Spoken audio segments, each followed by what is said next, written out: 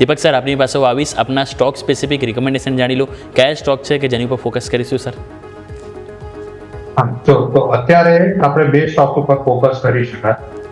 એક છે જે આપણે ડિફેન્સ સેક્ટરમાં પ્લે છે, પર્ટિક્યુલરલી શિપ બિલ્ડિંગમાં, garden reach ship builders and engineering, right. તો એ પોતાના હાઈથી અરાઉન્ડ અત્યારે 22 થી 20% નીચે ટ્રેડ કરી રહ્યો હતો અને પછી ઇટ વેન્ટ ઇનટુ કન્સોલિડેશન. હવે કન્સોલિડેશન થયા બાદ 2600 ની આસપાસ, અત્યારે 2620 ની આસપાસ ટ્રેડ કરી રહ્યો છે, તો 2600 ની આસપાસ આપણે આને બાય કરી શકાય.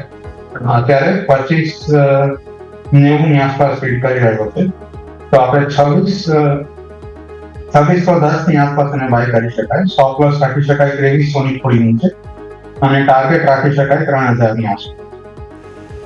તો આ એક સ્ટોક પાછો રિટ્રેસ કરીને હવે રિવર્સ થવાની ટ્રાય કરી રહી છે. ઓકે, સો GRSE અહીંયાથી ફોકસમાં અત્યારે ફિલહાલ સર તરફથી સલાહ બનતી જોવા મળી રહી છે, નજર રાખવાની રહેશે.